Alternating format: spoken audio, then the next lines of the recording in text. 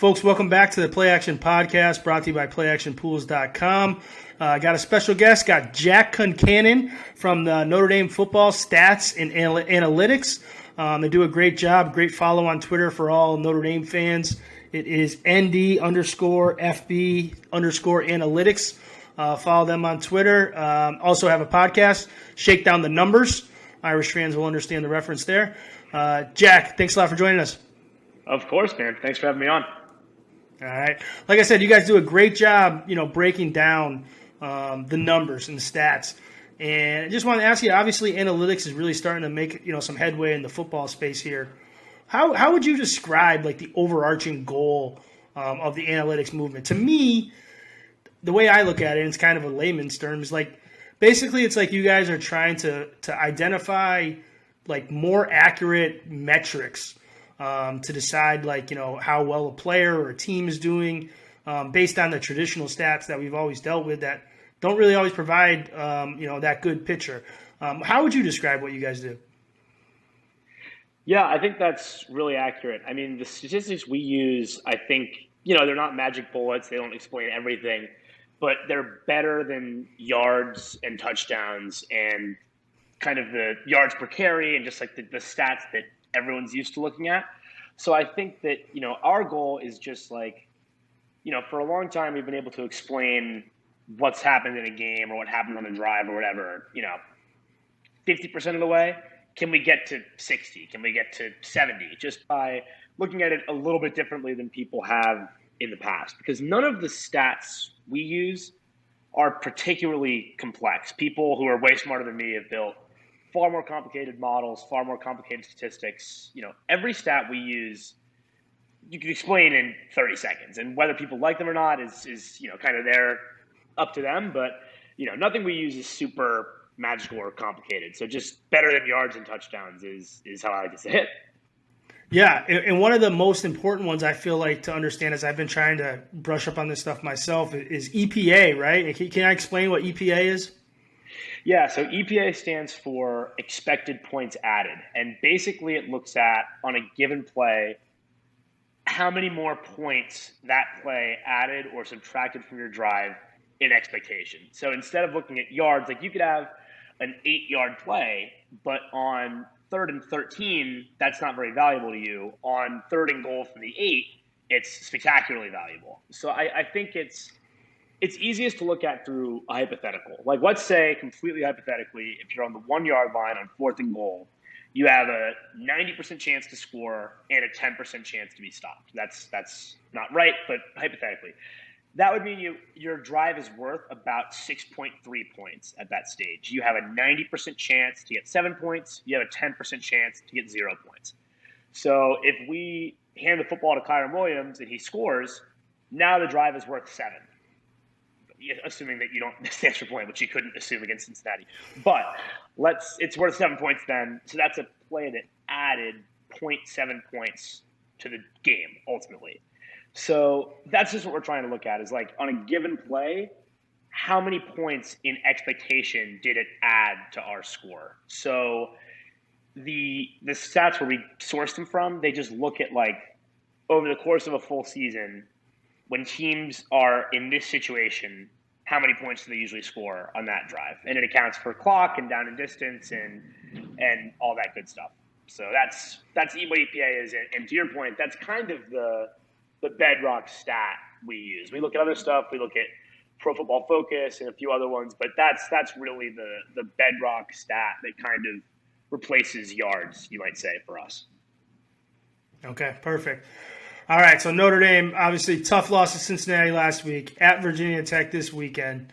The number one storyline is the quarterback. Obviously, you guys have dove into that stuff. First of all, what's your thoughts? What have the numbers bore out in terms of Jack Cohn versus Drew Pine? And, I don't know if it's fair to even put Buckner in there, but he's been playing. So what have you guys found from, when you dive into the numbers?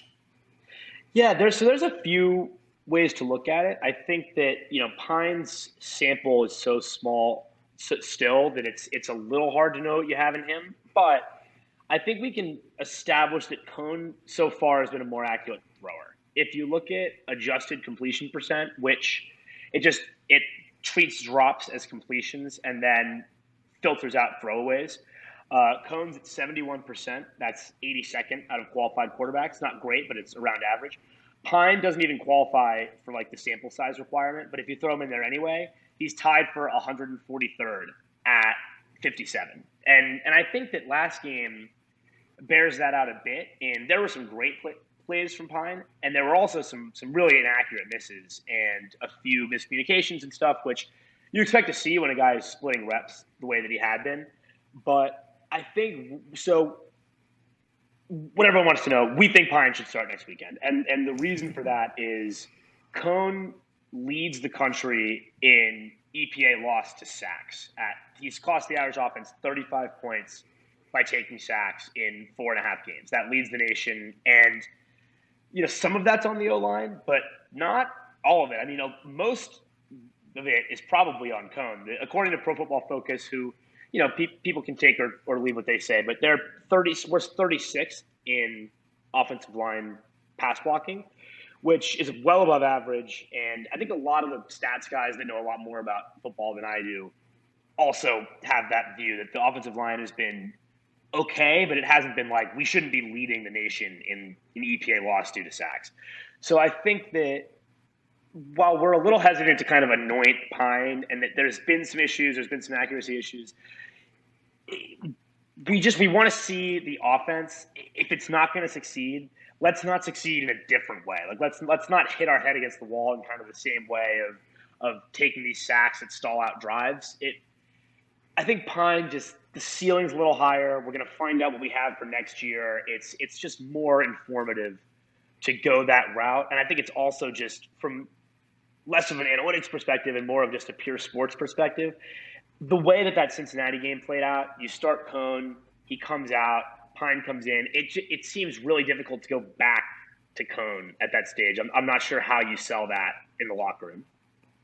I think they're gonna though. I mean, we don't have any inside information at Irish Sports Daily, but just kind of get that feeling. I mean, in the beginning of the week when Kelly said we're not announcing a starter, we want to talk to everyone. It seems like you think, well, if you're not changing starters, what do you got to say? But he had that comment today during Thursday's press conference about experience being big on the road at Virginia Tech. Made me think that maybe they go with Cohn. We'll have to see. But aside from the quarterback, the offense in general, and I love the analytic guys because they like things that I like without knowing it. They hate running on early downs, and they love play action. And so, what have you seen from Notre Dame's offense so far this year? Yeah, so the run game, and it's interesting because last year the run game lagged behind the pass game. Both were better, and it's just kind of they've both sort of come down a similar amount. But it was harder last year to sell that we were hurting ourselves by running because we had all these NFL linemen, and Concannon had just emerged, and the run game was more exciting than it had been, even though it was still lagging behind the Ian Book pass game. This year, I think the running game has kind of become so like nuclear that everyone's kind of reached this consensus of like we can't run with what we're doing right now. And that's why in the last game it was frustrating too. And we really drilled in on this in our recap. The first drive, 50% of the passing plays were successful, meaning that they generated positive EPA. The quick hit passing game is working because Cincinnati has a really strong front seven, both in the pass rush game and in the run stop game. And the quick passing was working. And then Cohn has the interception in the end zone, which obviously hurt really bad, but it was one mistake. And you thought, okay, we went all the way down the field doing that. We can get back to that. 10 of the next 13 early downs were runs. We converted one first down on first or second down in our next 7 sets of downs. And then our next 6 third downs, and I'm saying a lot of words, but our next 6 third downs were distances of 5, 6, 7, 8, 12, and 13. And we converted one of those. Not where you want to be in a really difficult spot to ask Cohn to be in, especially against that pass rush because he's a sitting duck on 3rd and 13. Your receivers have to get to the sticks. So you have a quarterback out there who's completely immobile on 3rd and 13, and you send 5 after him with this offensive line. Our receivers are fast, but they've got to run a route to get there. And so that all combined really I think set Cone up to fail in some ways. So while we are advocating for Pine, I do like. I don't think it's a disaster if Cone goes back out there because I do think that the play calling is going to be as or more important than even the quarterback decision. And I'd like to see them make a decision and stick with it.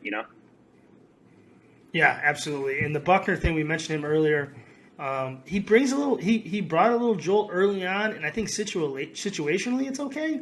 But when the quarterback's struggling, this really gets him disjointed and takes him out of the rhythm. And the insertions there, they seem off. They seem off, or at least they have in the last few weeks. I completely agree. And so Buckner, 27 of his 35 offensive snaps have been run plays. And I think that against Toledo, when you've got Buckner, who's a great athlete, Williams is a great athlete, they can get out in space and outrun a guy or make a dude miss, and you can kind of get away with being predictable. Cincinnati's too athletic for that. You can't rely on winning those one-on-ones. And so if they know what's coming, they're going to stop it. So I completely agree with you. I can live with the Buckner stuff if it's third and short or if it's goal line or if it's stuff where that is going to provide something different. But taking your actual quarterback out of the game on 1st and 10 from the 25 to run read option with Buckner, it's like you said, it's disjointing and it's no longer creative or innovative. I think it's been put on film enough times that if you're going to run Buckner out there, it's got to be more. The playbook has to be more open than it's been. I thought every time he took the field against Cincinnati, I thought it was a shot play. I thought it was a play action shot, and it never was. Yeah. Yeah. I was going to say that the big story, the big narrative in the offseason, of course, was the other side of the ball. Defensively, with Marcus Freeman coming in as a new defensive coordinator, and obviously the only thing he could do for the first several months was recruit, and he certainly proved he could do that. But now we have some, actual, results on paper from the first few games. What have you seen from the Notre Dame defense through the numbers? Yeah, so it was a rough start against Florida State in some ways, but it has been really strong since then. The Irish they're playing way lighter boxes than we've seen. So one thing we look into is blocker count and box count and kind of looking at how teams are able to run against different box strengths. Notre Dame is routinely playing three down linemen, 5, 6 guys in the box against 10 looks, 11 looks, 1 running back, 1 tight end. They're playing 6 in the box. And against Florida State, they kind of ran wild on us. And I was thinking, man, I don't know if this is going to work. That's why he's the defensive coordinator and I'm on Twitter, because it has worked out really well since then. And even Wisconsin, they were able to adjust and play slightly heavier boxes, but not as heavy as you might think. And I think he's done a really good job of making more with less with the secondary, where Kyle Hamilton's obviously spectacular. Cam Hart is coming along very nicely. The rest, DJ Brown's played well. He's kind of emerged from not a super heralded spot. There's a lot of guys in that secondary that are really succeeding because they have so much support in these kind of nickel and dime looks where we're able to lighten the box and keep everything in front of us for the most part. There have been some big plays, but I think it's been great. I think he's done a really good job of enticing teams to run, and outside of Florida State, most teams haven't been able to do it. Okay, that makes sense. Virginia Tech, I mean, you kind of already alluded to, what you're hoping to see this week from offensive standpoint. Not a huge, strong opinion on the quarterback one way or the other. Lean Pine, I'd say. To see some more early down throwing. What's kind of important or specific to what Virginia Tech does on both sides of the ball that will be important for Notre Dame on Saturday night? Yeah, so Virginia Tech struggles in their run game. They have the 116th out of 130 in EPA per run this season. So they've struggled in the run game. Passing, they're a little better, 74th, still not great. I think that defensively, this defense is really well suited to this Virginia Tech offense in the sense that you take the pass away. Notre Dame is allowing higher EPA per rush than pass.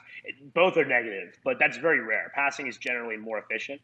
So it really shows that Notre Dame is committed to stopping the pass. They're willing to be beaten by the run to some extent. They've still done a good job against it. And I think Virginia Tech is the exact type of team that this is going to work against, where you're either asking them to take their average pass game into our nickel looks, or they're going to have to try to make something out of their really bad run game so far. So defensively, I think that just look for those light boxes, look for those 5-6-man fronts, and for our defense to kind of have the discipline and the run fits to make it work, even despite having less men in the box. And then offensively, I think it ties to that is you've got to avoid turnovers. I don't think that we even have to be that good offensively to win this football game. So I think that, like, against Cincinnati, the defense was great, but the offense and special teams gift wrap 10 points for them through field position. That's probably how this weekend goes poorly. Like if Virginia Tech gets 14 points off fumbles and interceptions, then I'm going to be worried. But I think that if Notre Dame takes care of the football offensively and just does enough, I think Marcus Freeman can win this game for the team. Okay, that makes sense. There you go. You got it. All right, Jack, we appreciate it. Like I said, check out Notre Dame football stats and analytics, ND_FB_analytics, and check out their podcast, Shake Down the Numbers. Jack, thanks a lot. We really appreciate it. Thanks so much, man. Thanks for having me on.